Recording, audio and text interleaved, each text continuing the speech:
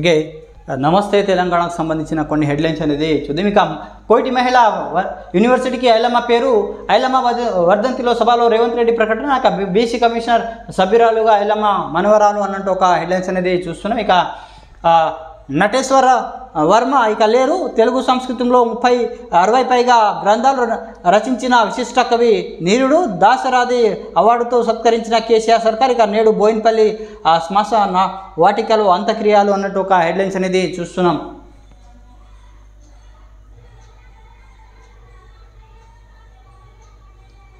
ఇక చిన్నారిని పిక్కుతున్న వీధి కుక్కలు, నిజామాబాద్ జిల్లా బోధనలో విషాదం. ఇంకా జగన్ను ఎన్హెచ్ఆర్సీ సీరియస్ 2 వారాల్లో నివేదిక ఇవ్వాలని ప్రభుత్వానికి ఆదేశించింది. ఇక ప్రయాణించిన దూరానికి టోల్ త్వరలో GPS ఆధారిత టోల్ అన్నట్టు ఒక హెడ్లైన్స్ అనేది చూస్తున్నాం.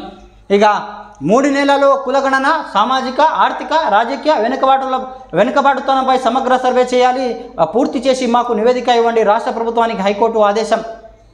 ఇక రాష్ట్రంలో వెనుకబడిన వర్గాలు కులగణన మార్గం సుగమైంది. ఇక స్థానిక సంస్థల ఎన్నికల్లో కీలకమైన రిజర్వేషన్లు ఖరారు అవసరమైన బీసీలు కులగణన 3 నెలల్లో పూర్తి చేయాలని రాష్ట్ర ప్రభుత్వానికి హైకోర్టు ఆదేశాలు జారీ చేసింది. ఇక కులగణన పూర్తయిన తర్వాత సమగ్ర నివేదిక సమర్పించాలని ఉత్తర్వులు జారీ చేసింది. ఇక సుప్రీంకోర్టు ఆదేశాల ప్రకారం వెనుకబడిన వర్గాలు సామాజిక ఆర్థిక సాంస్కృతిక ఇక రాజకీయ వెనుకబాటుతనంపై సమగ్ర సర్వే నిర్వహించాలని స్పష్టం చేసింది హైకోర్టు.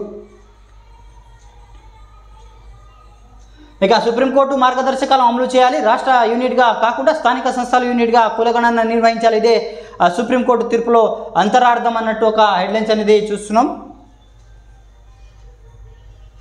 ఇక అనర్హతపై నిర్ణేత గడుపు లేదు. 10వ షెడ్యూల్లో ఆ విషయం పేర్కొనలేదు. రేపే నిర్ణయం తీసుకోవాలని తీర్పు ఏం లేదు.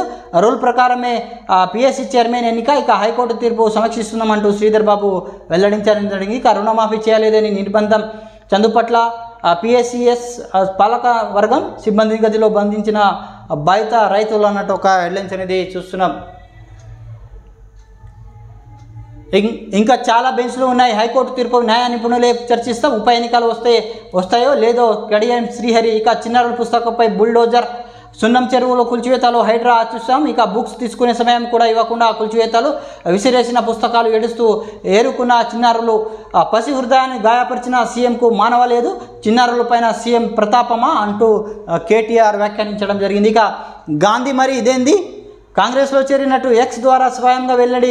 జూలై 13న సీఎం రేవంత్ దిగిన ఫోటో పోస్ట్. గాంధీ చేరికలు నిర్ధారించిన సీఎం వేం నరేందర్ రెడ్డి. ఆర్కేపూడి గాంధీ మెడలో మెరిసిన కాంగ్రెస్ కండువా అదే దేవాలయ కండువా అంటూ బకాయింపు అంటూ ఒక హెడ్లైన్స్ అనేది చూస్తున్నాం.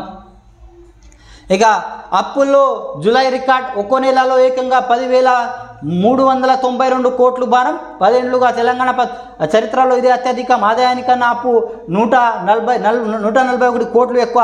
స్వయంగా కాగను వెల్లడించిన ప్రభుత్వం ఈ నెలలో ఇప్పటికే 4,000 కోట్ల రుణం అన్నట్టు ఒక హెడ్లైన్స్ అనేది చూస్తున్నాయి. ఇక 16న ఢిల్లీకి సీఎం రేవంత్ రెడ్డి.